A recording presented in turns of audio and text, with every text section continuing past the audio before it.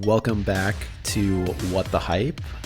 I am Micah, joined today by Eric and Pam, and we are just about a day or so away from celebrating Father's Day here in the US, at least at the time that this episode is being released. And we thought, what better way to celebrate Father's Day than to talk about some of our favorite TV and movie dads. Yeah, I love this topic. I think it's really fun.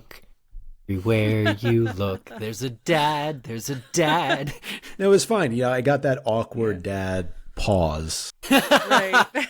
This is very appropriate. It's like your dad and Eric and I are just staring blankly like... The hesitation was whether or not to break into song because of some of the dads that are in this doc. Sorry for interrupting, Pam. But yeah, it's good to be here. We dads in media are of a very particular sort that I think of the media that we grew up on, and it's fun to consider doing an episode like this where we talk about the merits and kind of go through their differences as well as their similarities. Yeah, I also think it's interesting because, Eric, you talked about growing up. I think we grew up with these iconic 90s TV dads, and they're still kind of steeped in the tradition of the Leave It to Beaver Cleavers and Brady's of the world, and then you look at TV dads that exist today in our present time, and the archetype has really changed a lot. And so it's interesting to kind of take the time specifically around this time of year to look back on some of our favorites and kind of see if there are any overlapping qualities and where we all stand and why these characters are still characters that we think about, today in age, no matter how long the show has been out of air.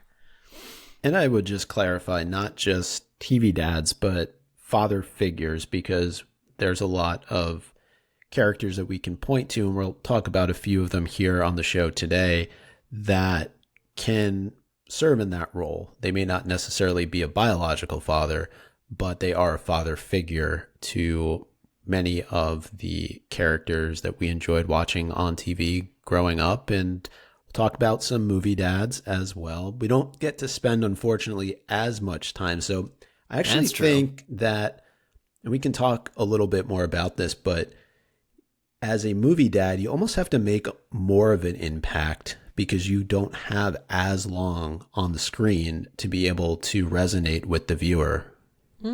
Yeah, that's a good point. Absolutely. I mean, and it's not close in terms of screen time. You're talking about a 90-minute movie versus a show that runs for 10 seasons at 20 more plus episodes. Even if there's an episode that's... And they have a great jingle to start the show usually, too. Right. Yeah. Well, right. That's what's missing out of some of these movie dads is their own theme song. Like if Nick Parker through the Parent Trap, bursts through the door of his Napa Valley vineyard, and there's this song that plays, and you're like, oh, God, gotta love Nick. It's a totally different experience than what we were treated to. I was going to say, sometimes you have even less than 90 minutes if you're a Disney dad, because a lot of Disney dads die. Oh, well, there's that. Yeah. But more on Mufasa later. More. Foreshadowing. Oh, no. Well, some of the questions I think we're going to answer throughout the course of this discussion as we're touching on each of these characters is, how do these father figures handle conflict? Do they grow and learn as the circumstances surrounding them change? And what can we learn from them? I think we all just spent a good portion of the top of the show talking about how these were figures from our youth. So naturally, they influenced us, maybe on a conscious level, maybe on a subconscious level. And I know that a lot of these individuals came top of mind as soon as you said favorite TV dad. Danny Tanner is probably at the top of my list growing up watching Full House. And I'm curious, was that a similar experience for you where this was a show that was on in your household each and every week? Yeah, and especially because of the San Francisco tie-in, That's right. honestly, That's because I'm from, right. yeah, any excuse to remind you all that I'm from the Bay Area. But, Why are you there's not something podcasting That keeps from coming up. their Yeah. porch? You had one job, Pam. I really could have, honestly. There's a nice No. How park far is across that the from way. you? Not too far. Not too far. Not I too walked- far, no. I And I walked grew up by even it closer one than time. I live so now. So I've only been in San Francisco once. It was during the Harry Potter con that was there as Catraz. Yeah. But I walked in front of the house and the guy was pretty pissed. Like, I think he's like, who owns a celebrity house and doesn't like onlookers? notoriously right? grumpy. Yeah. Yeah. And So- actually not far from the Mrs. Doubtfire house. So you could actually make a whole little trip I of it. missed out. I was in San Francisco Aw. for an entire week back in February. Micah, you and should have told me. I would have taken Listen, you. get Pam to take you around, man. I took Pat, Had a car and everything. Andrew's better half. Oh. That's when he was in the city, close to for a business trip for about a week, and I was like, hey, if you want to hang out, like, happy to come see you. And I like took him out for the day. We did like every single big touristy thing you could think of, but one of the things that he really wanted to do, because I always ask people like, what's on your must see list so that I can like plan the itinerary, and he's like, I want to see the full house, and I was like, done. It's a there's rite a of cute passage. park. It's Like yeah. I think for people of a certain age, like and look, I think we're old enough to understand. And sorry if this blows anyone away. Sorry, Micah, in advance. The interior was a soundstage, but the outside, as featured in the opening titles, is so iconic. And we felt like we lived in that house. Yeah. Enough that it makes an emotional impact that we go out of our way, call our best friend Pam and say, can you take us here when we're in town? And I say, of course I can. Yeah, because you get and I'll drive you by the Mrs. Doubtfire house, and we can pass Mia Thermopolis' high school on the way out. Oh my God. It's all in the same area. So Well, we know what we're doing next year. Right, road trip to San Francisco. It's time to announce the What the Hype tour of San Francisco and other cities that have featured largely on our episode discussions. Yeah. Well, but to get back to Danny, I was just gonna say that like I will catch reruns of Full House on TV that fairly regularly, like not all the time, but usually in the mornings. It's like that's one of those shows that's on syndication, and I always forget how young he is. Like if you go back to the first season, he's not even like there's an episode about him turning 30, and he's having like a crisis about turning 30. That's a bit so real. not only is he like a dad doing it by himself because he's a widower, but he's a young dad. And then you think about like how young he must have been when he like had because there's 3 girls, like, and DJ's already like pushing 13 when the show starts. It's like, that's a really young dad, you know? You really get a lot with Full House because Danny Tanner has, I want to say, a very refreshing sense of masculinity. He's your TV dad that is not likely to shout or be physically imposing in the way that maybe some other dads might be. But then you also have the uncles. You also have, Uncle Jesse, the cool guy that Danny never or didn't aspire to be. Danny had his own cool. Danny had his own dad fatherly aspect, and so did Uncle Joey and Uncle Jesse. They all working together to raise these girls. There was like enough fatherhood to go around, and I think it reflects positively on Danny also for giving that up a little bit, to realize that his daughters are going to need multiple influences, and that everyone in the house was trusted enough to navigate some of these difficult times, and that no 2 characters are always going to get along, no 2 family members are always going to get along, but more often than not the episode ends in Danny taking one of his kids aside and having the moral of the thing explained. And that just, to me, it was good television. That to me was good parenting in general. I think he just always had the time for his kids, which is not a trope you necessarily always see so more. I mean, what's Walter White doing in terms of parenting? He's not. He's working on meth. So What's Joel doing looking at your t-shirt there? yeah, this is a TV dad, Joel Miller. I could say what he's doing right now, but it would not be appropriate. Playing golf. Rotting. Is that in the style of Tintin? Yeah. I love that. Yeah, it was an old T Fury shirt. That's so cute. When we were discussing season 1, I got the same shirt for me and Chelsea and shipped it to her, so we both have it. Oh, There's a little that's so sweet. Curious George vibe to it as well. A bit, yeah. The man in the yellow spotlight.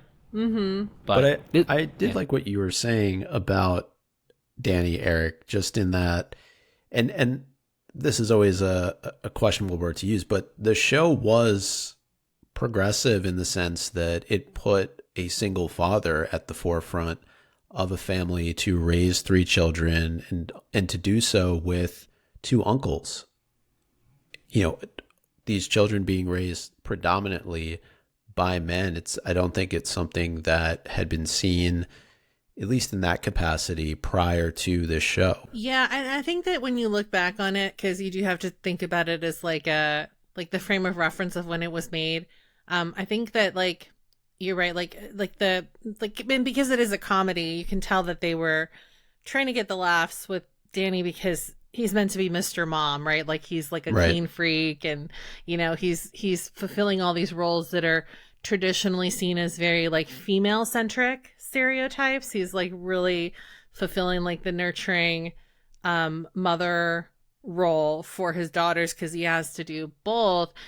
But then when you take a step back, the show feels really progressive because even though some of it is done for laughs, the reality is that all of the father figures on these shows, whether you're talking about Danny or, to Eric's point, Uncle Jesse or Joey, they aren't afraid to show emotion, and they aren't afraid to be comforting or nurturing in a way that would have traditionally been reserved for a mother figure role. And the show doesn't really see that until way later when Aunt Becky comes in. But by that time, we've already had how many seasons of just these men doing it all. And I think that's really important. Yeah. It's really important to see that because, I think beforehand it was just really mom was doing everything at home. Mom was filling the nurturing role. Dad comes in to give the lesson, and then you freeze frame, and that's the end of the episode for the week. Right. So. And what I found interesting in doing a little bit of research, because I didn't remember this offhand, is that Uncle Jesse is through marriage related to Danny, but Uncle Joey is actually one of Danny's friends, one of his childhood friends. So you have a non-relation that's coming in and is also serving in this father figure role to Danny's kids. It's so interesting that you could get a grown man to do that, but again, that is just a different portrayal than you typically see. Is hey, can you be a part of my family in this capacity? And social stereotype also doesn't give young men enough credit to be emotionally capable of doing that. But I guess you shouldn't paint broad strokes, right? So yeah, no, that's fair. But my parents did that all the time. I had people that they called aunt and uncle they were my mom's college friends. I thought I had more aunts than I end up having. I still have 6, but there was my godparents were aunt and uncle, and this is the whole thing. My family does the same thing. You can never have too much family. It's nice. Well, let's move from San Francisco to Bel Air and talk a little bit about Uncle Phil. I would say in ways an opposite of Danny Tanner. He was more of a disciplinarian. He set clear boundaries, but there was always this love and respect that he communicated, not just obviously to his own kids, but to his nephew. And he taught Will and his family right from wrong, I think without being too harsh and overbearing. There are certainly moments, there are certainly fights that happened, really intense moments between him and Will, but I think it all came from a really loving place. I think he really wanted what was best for his nephew. You also have the difference here too in between raising girls depicted on Full House and raising somebody that is, deliberately just an outwardly troublemaking kind of in Will, or I don't know, maybe that's not a good characterization of Will on that show, but I think that the being in a different situation and seeing how each of these dads react to it is to their credit. I think that if any of the girls on Full House had gotten into some of the hijinks that Will had, I would have liked to have seen those dads handle that.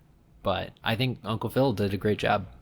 Yeah, I think that anytime you talk about Fresh Prince in general, and those big Uncle Phil moments, everybody's touchstone is that episode where Will's dad comes back into the picture and then he flakes, and then it ultimately accumulates in this big shouting match, and then Will says, "How come he doesn't want me?" And that's when they hug it out, and it's probably one of the most impactful moments still on television today when you talk about absent fathers and then father figures who step up to the role willingly.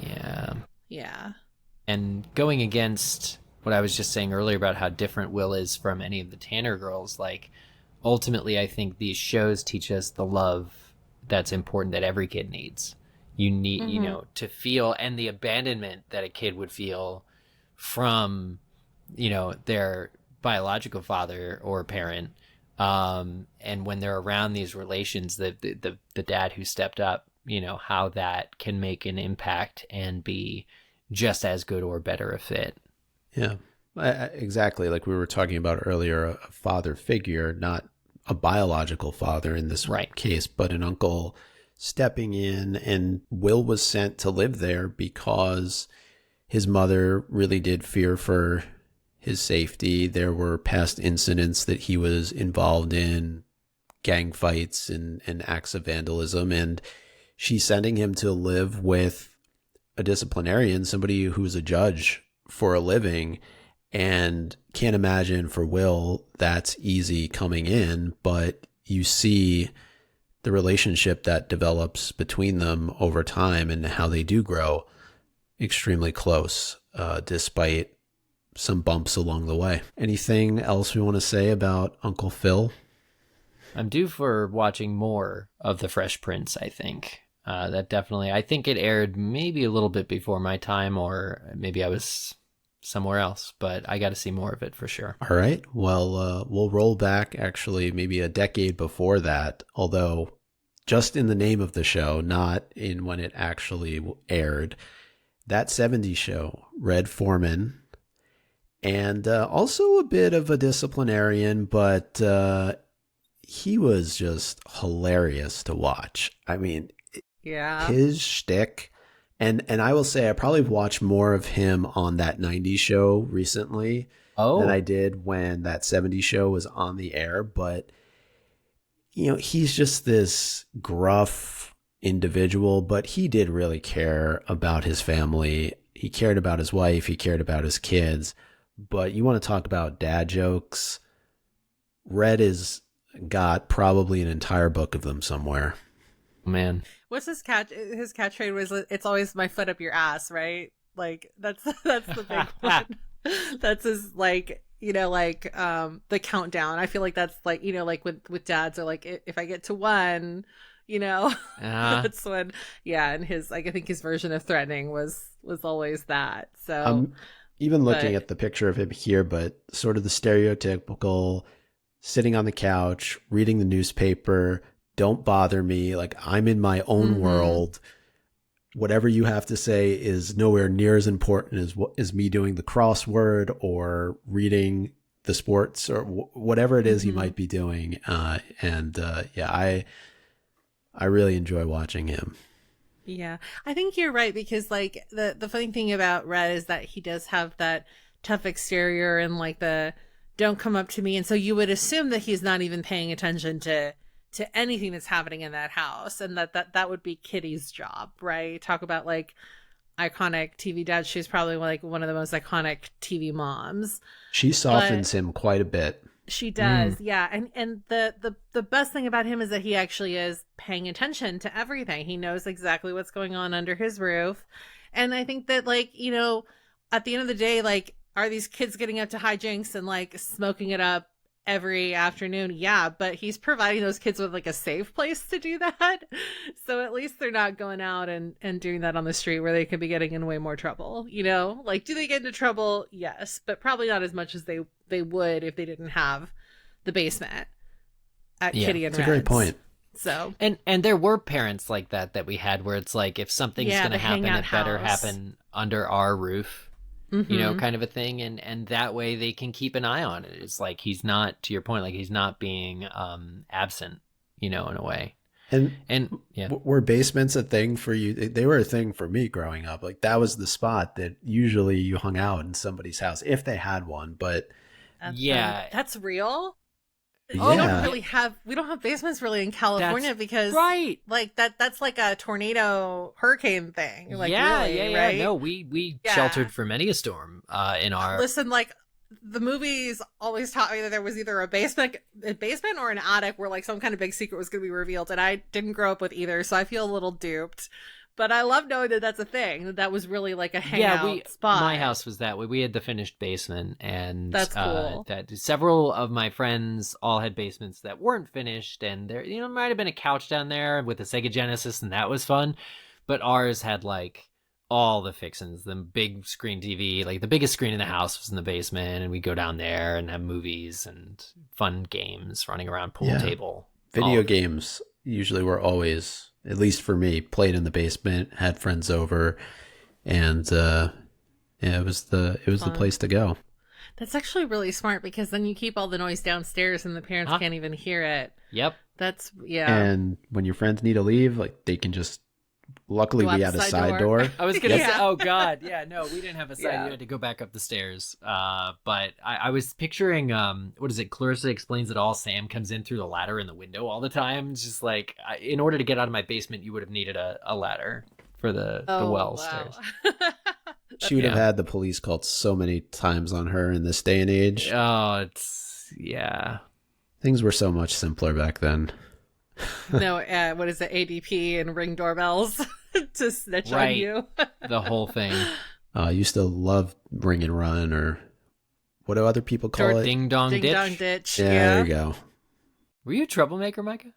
Well, we're learning so much about Micah's childhood. Well, you gotta find things to do. We're an outdoor community here.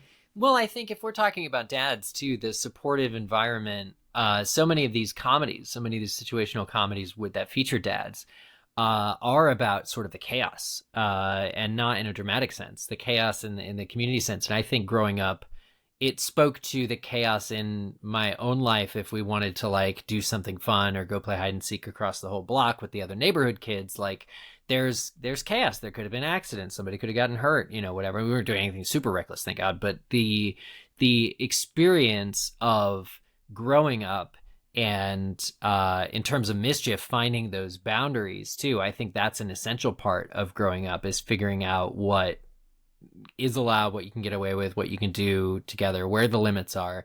All of that is part of growing up. And so I think for these longer running TV shows, like that 70s show ran for 8 years, but I know in the show it was a short amount of time. But like, we're going to be talking at some point about Home Improvement, I think, and like that you could see the kids all grow up. Like all the three sons were like very, very young, middle grade age at the start. And by the end of the show, you know, off to college kind of a thing. And so those types of shows throughout the years that depicted fatherhood and these dads raising the kids also took into account, I think, they're different as they grew into their like personhood, how their interests differed and developed. Yeah. And in many cases, we all grew up with them. We were right around the same age, so we were going through a lot of the same life experiences that they were. Well, one group of kids that, despite being on the air for 35 years, have not aged one bit are the Simpsons. And we're going to talk a little bit about their father, Homer. But We need to take a quick break, and we will be right back after these messages from our sponsors.